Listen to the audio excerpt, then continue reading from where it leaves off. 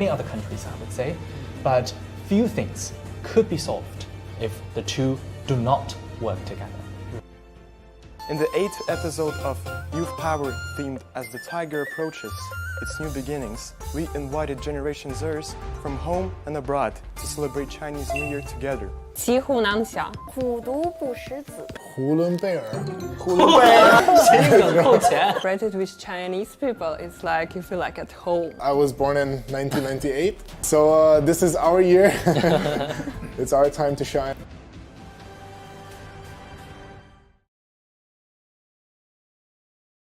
This is the dual game city of Beijing. In February, for the second time in less than 15 years, the Games were once again staged in the Chinese capital, making it the only city that has hosted both Summer and Winter Olympics. Over the past few weeks, we have seen thousands of athletes who have overcome obstacles and challenges and pushed their boundaries to perform at their best, as well as thousands of volunteers who have conveyed their friendship and dream through warmth and professionalism. During this gathering, people worldwide bond through heart-to-heart communication that transcends language, race, and geography.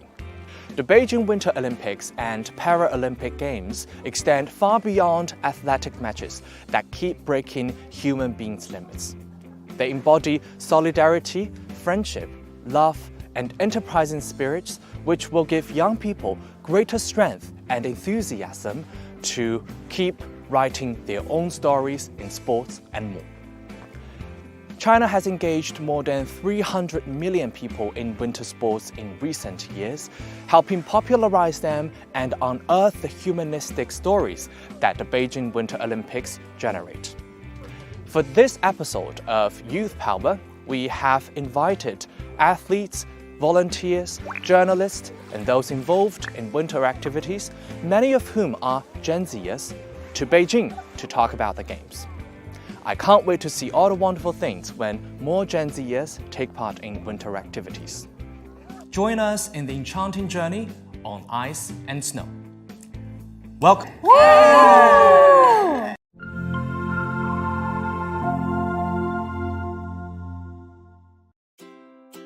Hi everyone, my name is Pojideva Alexandra. I come from Russia and now I'm a master's student at School of Journalism and Communication at Peking University.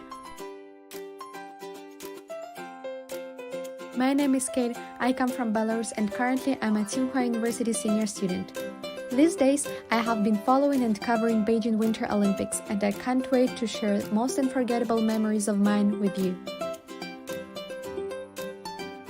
I'm Li Yinbo, a Chinese student from Beijing Sport University.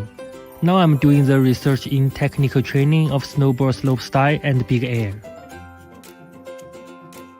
My name is Mohammad Wasim. Chinese name is Li Xin. I came from Pakistan. Currently I'm studying at Tsinghua University. I am Musab from Somalia. This year there has been many inspiring stories in the Beijing Winter Olympics, and I love hearing different human stories. Okay, great. Welcome, guys. Winter sports are quite new for many people. When did you guys first got exposed to winter sports? The winter sports are not too much famous in Pakistan, but it's when I came in China and due to this winter sports and Beijing Winter Olympics, I saw the love of people and passion of Chinese people for winter sports, and I was really inspired. And even I visited the skiing resorts, and I also do skiing. And I love these games now. The Beijing Olympics game has really an influence. Even in Pakistan, the people, they love to watch the winter sports. Yeah. And they have this inspiration. He's only one athlete from Pakistan. Yes, when he entered the nest, people gave him great round of applause. I was in the bird nest, so I experienced that moment. And this is one of the moment that really moved me because we always cherish the friendship of Pakistan and China. And there was a time that we can feel for sure. And I mean, the rest of you guys, I think, have started winter sports a bit earlier, right? Yeah. As I come from Belarus, some people already born knowing how to ice skate or ski because hockey is like a national sport in our country. And I remember when I was 4 or 5 years old, I went to the ice rink for the first time. So it was like a hobby and an interest of many kids and adults. And in terms of skiing, actually I practiced skiing as part of my physical education course in middle school and high school. But was it a requirement? Yes, Okay. it was a part of our winter program for PE. I even see people organizing hockey games outside their apartments, in the parks. People just playing hockey or ice skating wherever they can. It's very common, very popular, and people are very interested and enthusiastic about winter sports. What about you guys? For example, in Somali, I would say you wouldn't expect much snow all year round, right? The main sport is that I'm aware of the friends around me from Somalia follow is football. And when it comes to Olympics, Summer Olympics is something that I have personally also paid more attention to compared to Winter Olympics. So being in Beijing and being in a time where this Olympics has come to Beijing. Yeah, have you tried it though? Long story. I don't know where to start. You mentioned skiing, both of you. Yeah. I tried skiing once. I fell down twice, and that was enough for me. As for me, I come from Russia, from Siberia, so we are practicing winter sports from this really childhood. And as a matter of fact, my brother is an ice hockey player. Oh, so I've been going to a lot of matches during my middle and high school with him. And Imbo, it's also an expert in winter sports. Actually, for me, the first time I exposed to winter sport, maybe it's during my primary school. Sean White, who made me to snowboard, to skate. And so he was an inspiration for you? Yes, it's my inspiration in 2010 in Vancouver. And he has struggled for Olympic Games for 12 years from that time. Actually, from Torino in 2006, he got his first golden medal. So in these 12 years, I grew up and Sean White get older. But it's not his 12 years, it's also my 12 years. So Imbo, you actually know the coach of swimming and you have been in the athletic circle for quite a bit. So any interesting stories you'd like to share with us about how he could excel at such a young adult?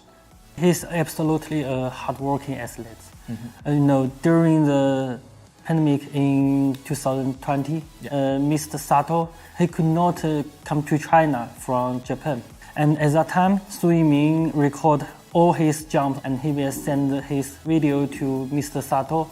They would discuss at night for the technical details and some problem or some question he had.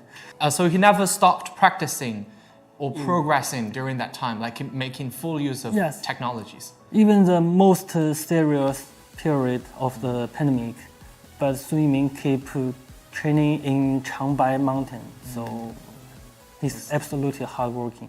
If you had a dream, just doing whatever you can and you will get there someday. And during our discussions, you also said that there were many, say, technical coaches that had just enough know-how or knowledge about how to make perfect movements. But swimming's coach also set himself different from other coaches because he provided great spiritual support. Is that right? Yes, he's quite kind to everyone. After swimming won the silver medal in slopestyle, I sent a message to Mr. Sato and he replied to me and we have talked about my future career. Yes, because I said I want to work with him or I want to do some contribution to slopestyle, to big air, to snowboarding. As a coach.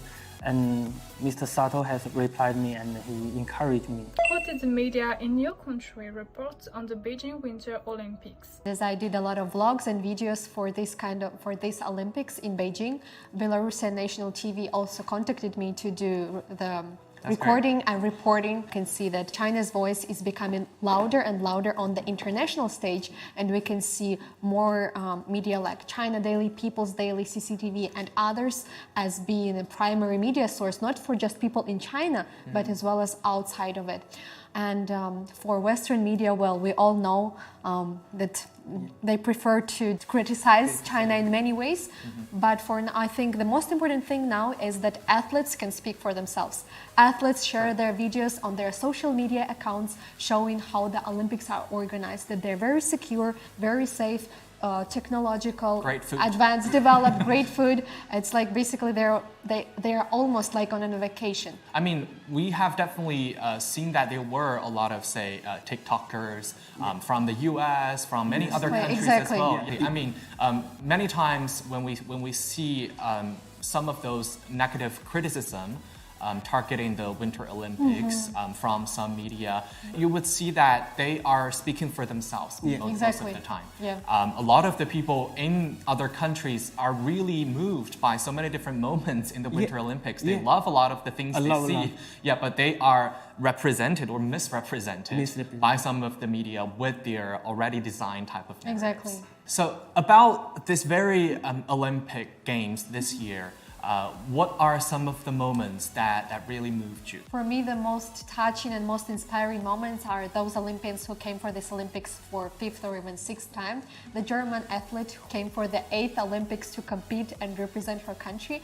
And for me, this is the charm of the Olympics, to show the Olympic spirit. There are no borders, and people, if you want something really badly, you can achieve it. Another touching moment for me when I really cried was then when I saw Ukrainian and Russian athletes getting 3rd and 2nd place in the free skiing competition, and then hugging each other, giving each other support, and showing that sports is not the place for politics. Sports is where all the countries and all the nations gather together and connect to each other. I was personally really moved when I watched the Winter Olympics opening ceremony. I mean, from the very onset, like the 24 solar terms with the picturesque display in such a romantic way, I was literally stunned. Like, I didn't even speak to any of my family at that moment because all of us were extremely absorbed. And you two guys were part of it.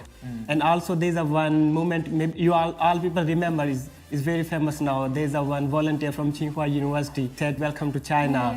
And then to she, America, right? And then she also replied to his message. And so this kind of small actions that send a message of unity, the peaceful.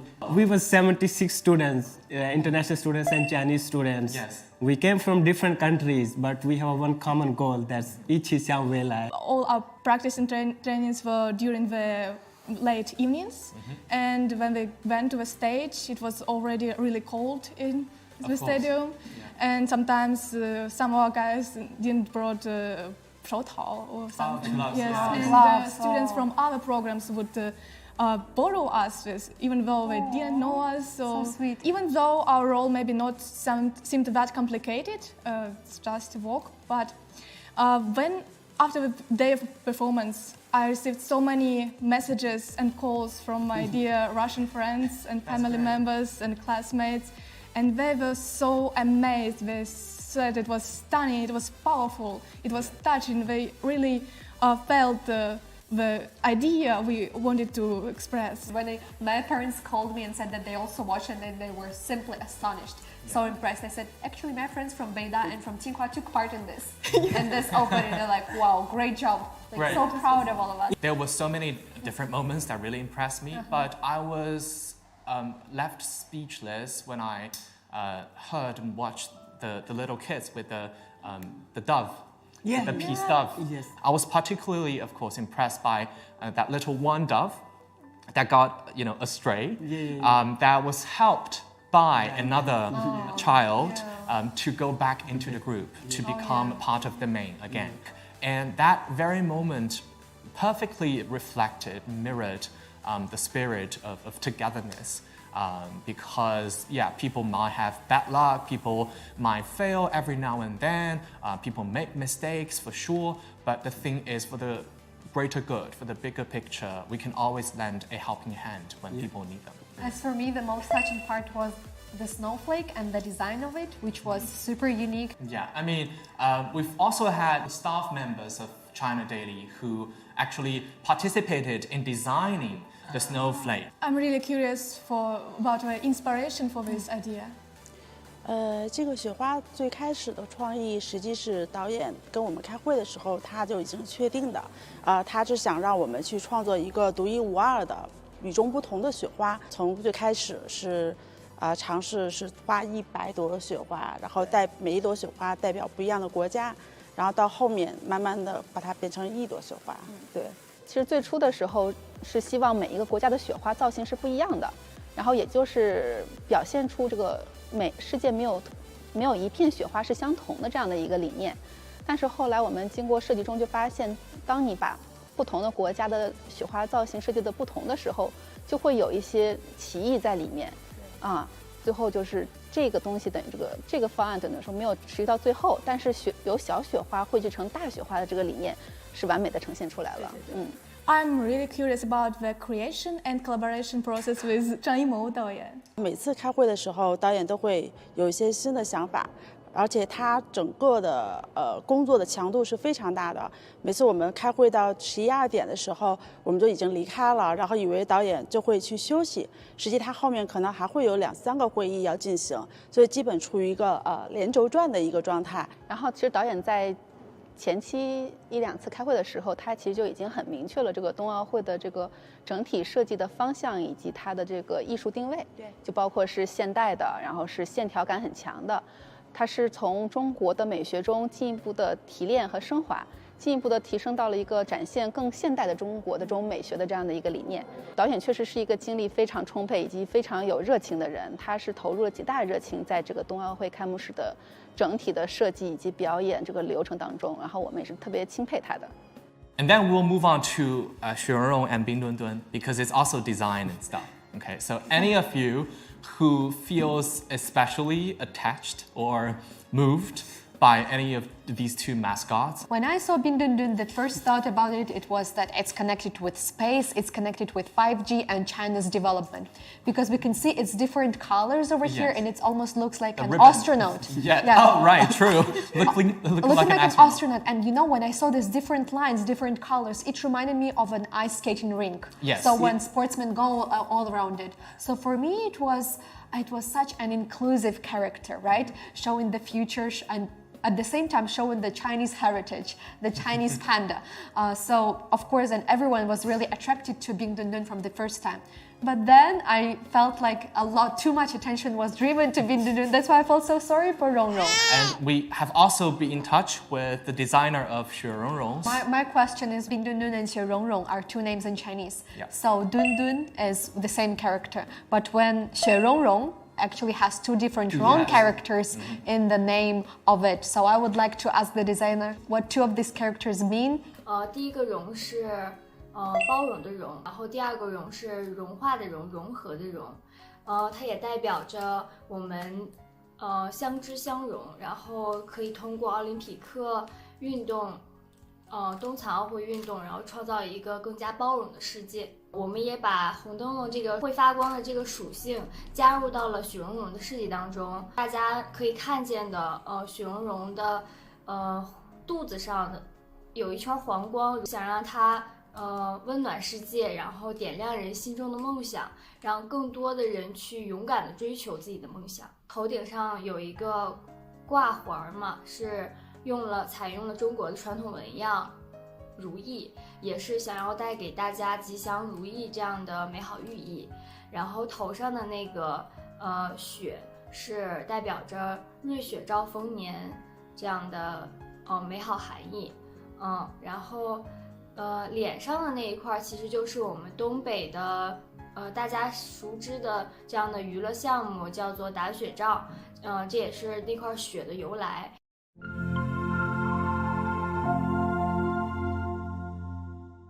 What do you think was the most impressive technology used during the Winter Olympics of Beijing?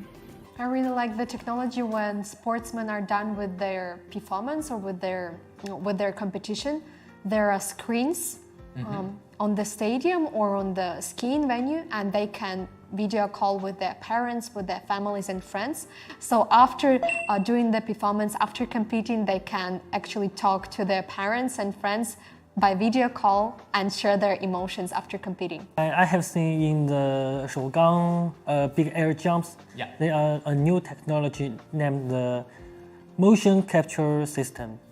It can measure how high the athlete flies. So it's not only useful for judges to give the points, it's also very interesting for other people who interested in the jumps about the athlete has done. You were not there on site. Most of the audience are online or like in front of their TV.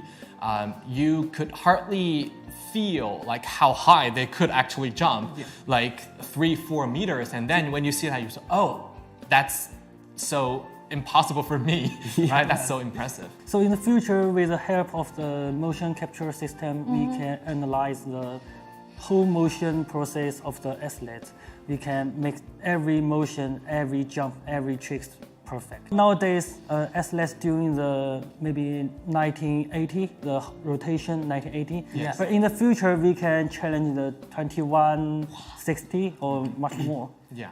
Also, the technology they use, the totally automated the kitchens, the robotics. We can see that it's really also impressive thing. I mean, I was really impressed by, I think it was for the short track speed skating. Yeah. They have HD cameras, so it could really capture most of the details. I mean, it's not only informative for the judges, but a lot of these information could also be informative for the future athletes who really want to improve their skills. Exactly. Maybe you just noticed during the speed tracking, in the first matches, there were a lot of falls, the penalties. Yes. But after that, after maybe 2 or 3 matches, they were very careful about this. They don't want to touch to other athletes. They just had their hand was just behind this. True. Yes. So because they know because there is a technology cameras, they can capture each and every motion. They're gonna touch, then they're gonna have a penalty and they're out of the game. Yeah. So technically, it's a fair level. Yes, fair level of the field. game. Yes. For those people who live and study in China, like for us, the Chinese technologies like those robots cleaning the air, or robots sending the food to your room, it's a normal thing. However, for athletes, all the Russian and Belarusian athletes just their videos went viral on the internet. They were shocked with all of this robotics. So they were truly impressed with the Chinese technologies. But for us, it's like a normal thing. Yeah. So we can see that in China, we live in the country that has most developed and quickly developing technologies in the world. Though the Winter Olympics have come to an end, many of our volunteers and journalists are still now in a closed loop to stay safe and also maybe serve the Paralympics that are about to happen. So now we have the great opportunity to connect with them virtually and have them share with us their experiences and stories. Hello. 不知道大潘在整一个冬奥的现场去报道奥运会的时候，会一般选取一些什么样的角度呢？会关注一些赛场外的，你比方说之前中美的冰壶运动员他们进行了一个礼物的互换，我们把这个新闻发出来之后，也是形成了一个不小的一个浪潮。我会参加特别多的发布会，比方说奖牌获得者的发布会，然后来进行一些报道。你像谷爱凌、苏翊鸣，就是他们的发布会不光是我们中国媒体特别关注，然后几乎是世界上所有媒体都在关注。你像他们的发布会，基本上就是因为只有50个名额嘛。大概你要很早去排队，然后呢，去不停的去跟你的对接人员说我来的很早，然后我怎么样，可是去用你的真诚去打动他，让他给你这个名额。我就很好奇了，是最近有没有观看什么比赛，或者接触什么中国的比较有名的运动员，能不能跟我们分享他的视角和故事？可以给大家分享一些发布会的小故事啊，但你比方说。我们的高听宇的葛路，就大家问他是怎么样一个性格，怎么样一个性格，然后他就用了东北方言，就中国东北的方言，说自己挺葛路的，然后其实我当时也懵了，就是在场所有的记者都懵了，鸦雀无声，不知道什么意思，真听不太懂啊。对，这个其实是一个与众不同的意思，他自己在说出来。然后包括其实苏一鸣他的提问里边也是有很多各种各样的问题，然后这些问题不一定都是不一定都是特别直白的问题，它可能隐藏了一些意思在里边。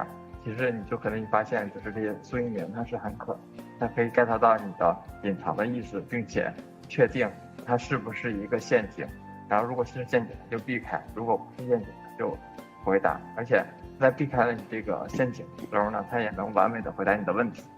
还有一个问题，一个现象可能，就是这个我只是个人感受哈，因为会有一些记者他会问先是外国记者会问运动员对中国的场地印象怎么样，然后呢基本上就全部都是正面反馈，然后后来其实他们就不太问这个问题了，可能已经不是一个新闻了，然后后来改成我们这些国内媒体问他们对场馆的这个印象怎么样，就是这是这个变迁过程，可能也是一个值得去说的一件事儿，因为在他们看来已经不是一个新闻了，所以他们放弃了。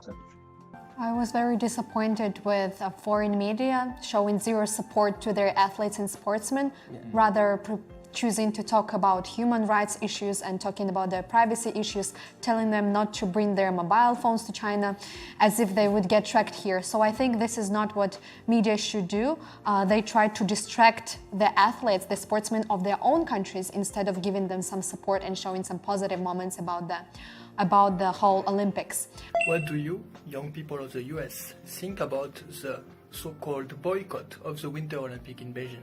So as you notice, looking back to the months and weeks leading up to the Beijing Winter Olympic Games, we noticed a lot of, piling up of these types of negative articles and bad-mouthing of China and of the Beijing Winter Olympic Games, which of course, started by the US-led initiative to, put forth this so-called diplomatic boycott against the Beijing Winter Olympic Games.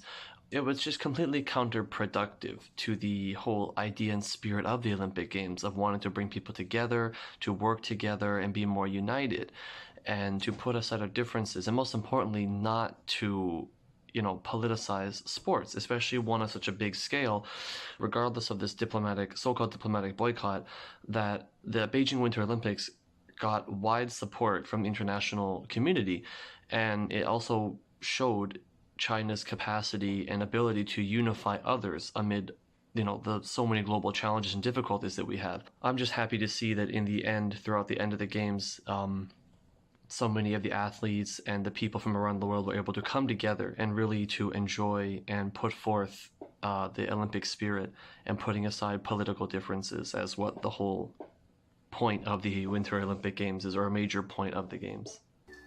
So I mean, yes, for the media who wield great discursive power, we all have biases, more or less, but we must be aware of them.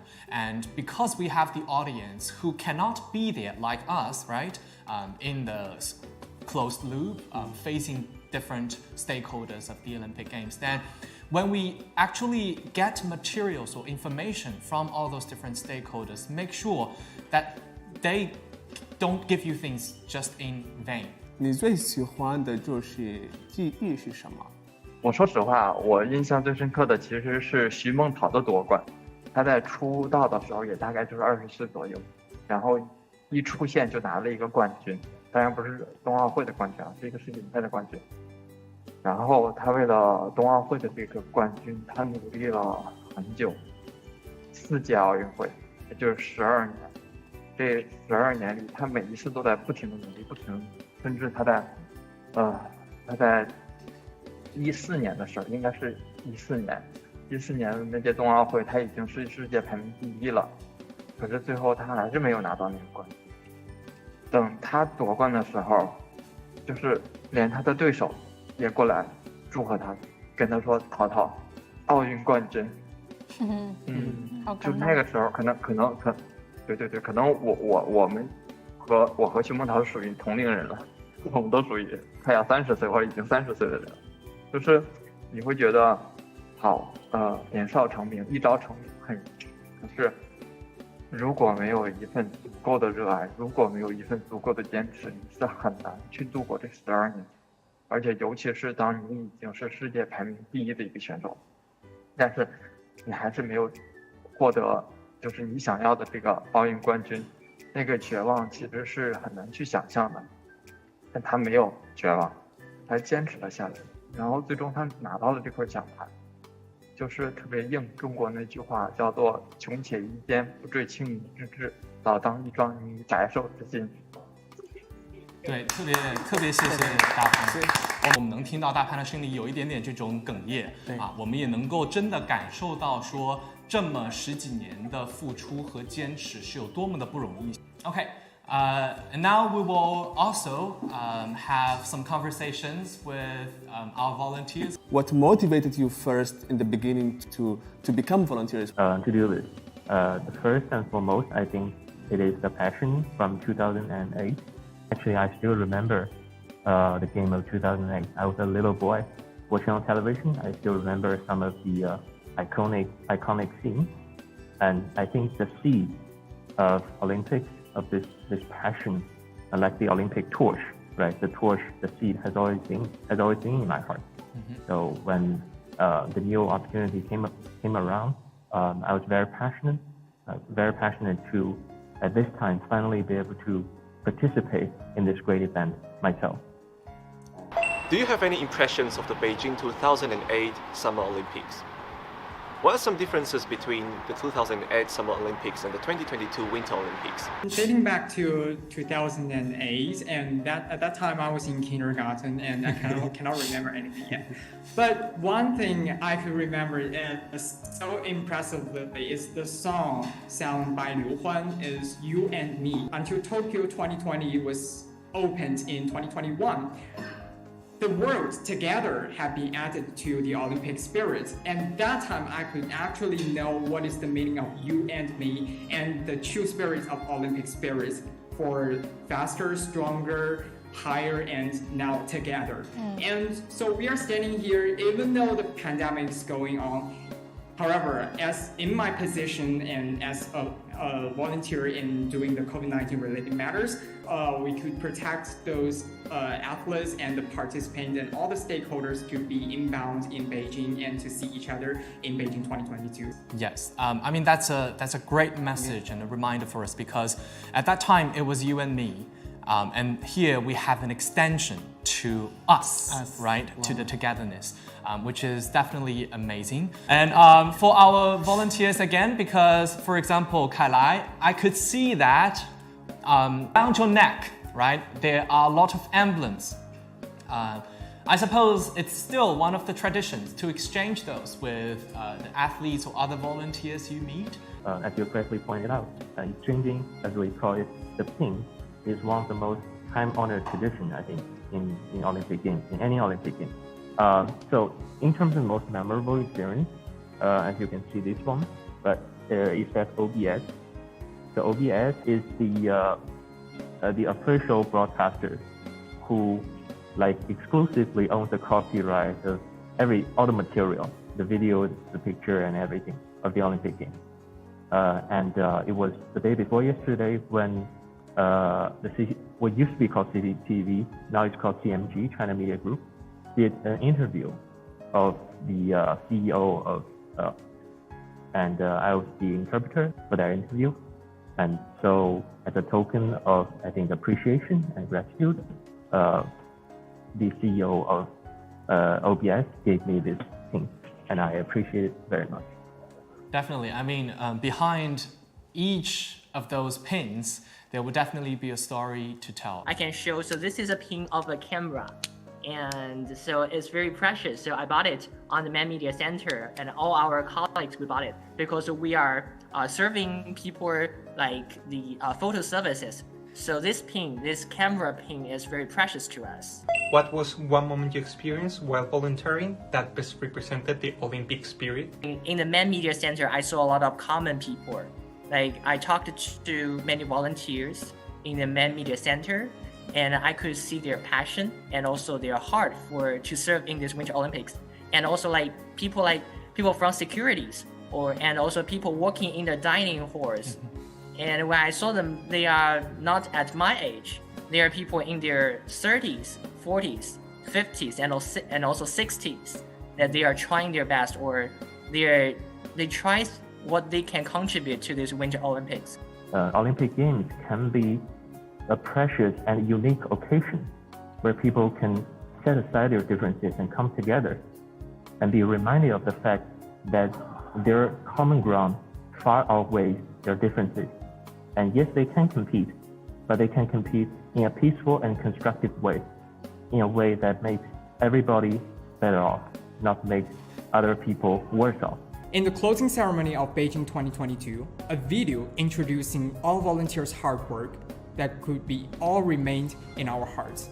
This pin comes from the president of the International Olympic Committee, Thomas Bach. It says, "In recognition of your commitment to Olympic Winter Games, Beijing 2022." This could be the best interpretation of the Olympic spirit remained in our all volunteers' hearts. I know that some of you would still have to be in the closed loop for 40, 50 something days. So again, thank you so much for your contribution you guys have put into it, together with your peers, so many more that we can't see today, but we are grateful for. So stay well and looking forward already to the Paralympics that many of you would still continue to serve. Okay, thank you very much. See you guys. What do you guys think the Olympics mean to you? And how, as Generation Z members, could we commit to the Olympic spirits in the future? For me, Beijing Olympics is like a dialogue between cultures. It's like a sport festival for everyone. The spirit of Olympics, it always drives me to drive for the process. French educator, Monsieur Coubertin, he said, for the Olympics, the most important thing is to participate. Our national hero, the biathlon athlete of Belarus, Daria Domracheva, who got 3 Olympic gold medals, and now she is coaching for Team China. Her husband, Björn Dahlin, is also a legend of biathlon world, and he got 8 Olympic medals. And his wife, Daria Domracheva, comes from Belarus. Her husband is from Norway. 2 of them are coaching for Team China, trying to make biathlon in China more successful, to get popular as well. Yeah, yes. Popular, common, and more successful. They hope that they can help the athletes to get better results. And I think this is another way to say that the Olympics is the place where the world connects, where there are no limits, no ethnicities, no borders. And for me, the Olympics is I also have a dream of going to the next Olympics and become a media journalist myself. So I hope that in the future I can use my own perspective, my own language, and my own view of the Olympics to promote the idea of the shared future for other Olympics, not just for Beijing 2022. Yes, to clear the smoke that some other people have caused. So like there's a motto of Beijing Olympics, the Ichi Xiang Wei Lai, together for a shared future. And we also hope that in the future, each and every country, when they're gonna holding the Winter Olympics or Summer Olympics, they should follow this motto and they should make people together.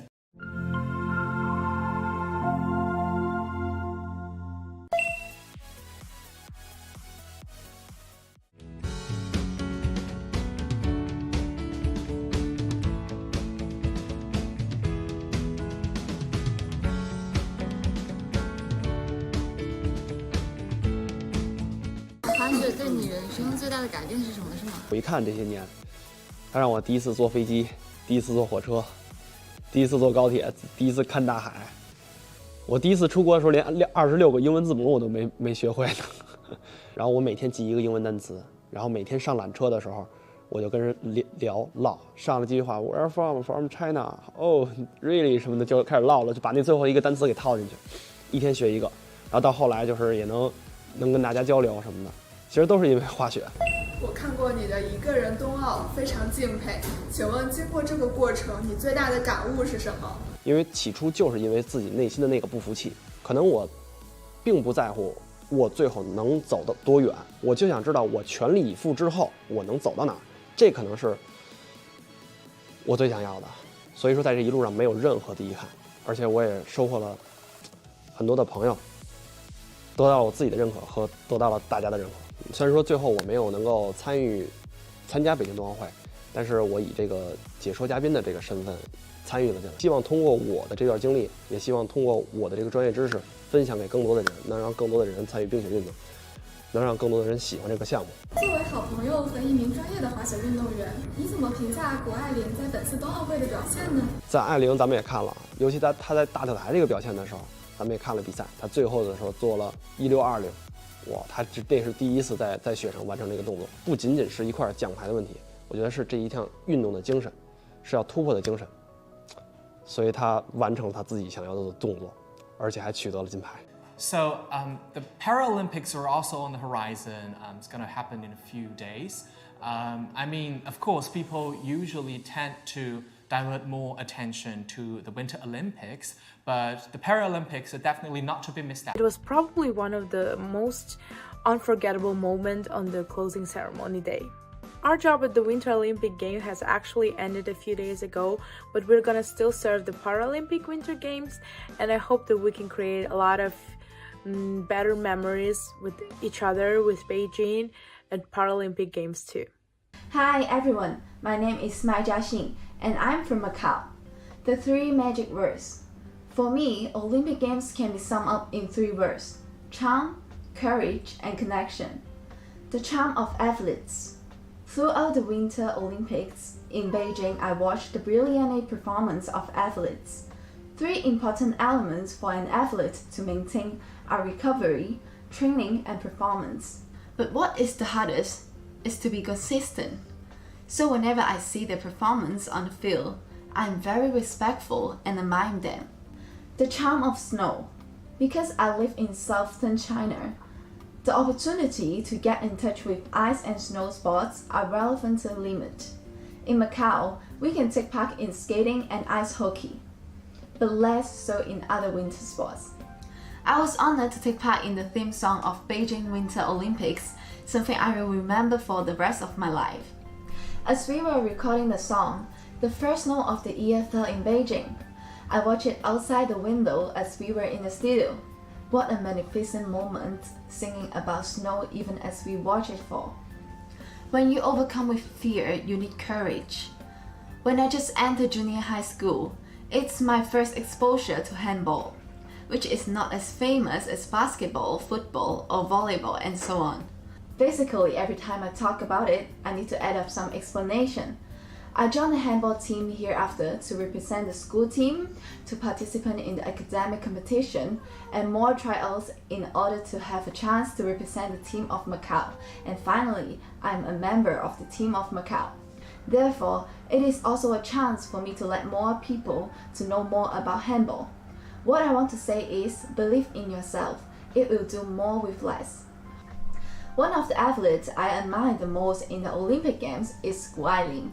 What touched me apart from her performance was what she said.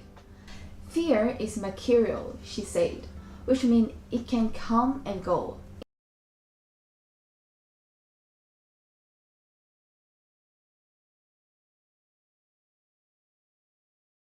Indeed, sometimes we know that fear is coming, but we can't control it, and all we can do is just face it, and how we face it is the things that matter the most.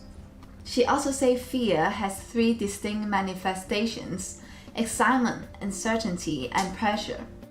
Most of the time we face this, even as we feel worried, these feelings need to be faced in an appropriate way. If you ignore them, you stand to lose. Gu said she was proud of the work she has done to cope with pressure by boosting my self-esteem and minimizing my need for external validation. Many of us link of self-esteem caring too much about how others think of us. That affects performance. At the Beijing Winter Olympics, I saw more than just great athletes. I saw togetherness. The games, after all, are about connection, connecting people, and connecting cultures. That means that the athletes not only aim to perform at their very best, but they also connect the world. Since childhood, I also learned 15 years of dance beside playing handball. We'll often go to various cities to perform. While promoting Macau, it also allowed me to understand the characteristic and culture of various cities in our country, China. Unexpectedly, after many years, I continue to promote Macau as a representative of Macau and continue to explore my great country. I think it's the magic between connections. Another connection I'm very familiar with is the Hong Kong-Zhuhai-Macau Bridge. It has helped bring people together and is important for the increased integration and growth of Macau and the mainland. In fact, it reflects the sentiment of Beijing Winter Games motto, "Together for a shared future." So we in Macau and elsewhere in the South thoroughly enjoy the Beijing Winter Olympics. It embodies our passion for the sporting spirit of fun and of fair play. In short, it was charming, provide many demonstrations of courage and connection the world.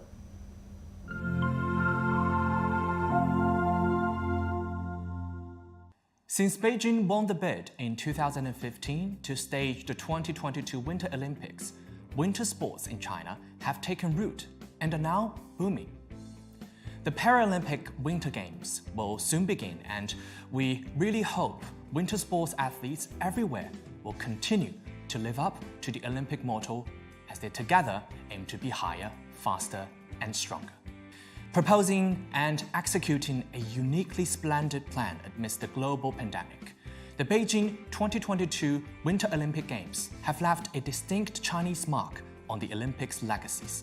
May we continue to commit our grit, passion, and even power together for a shared future.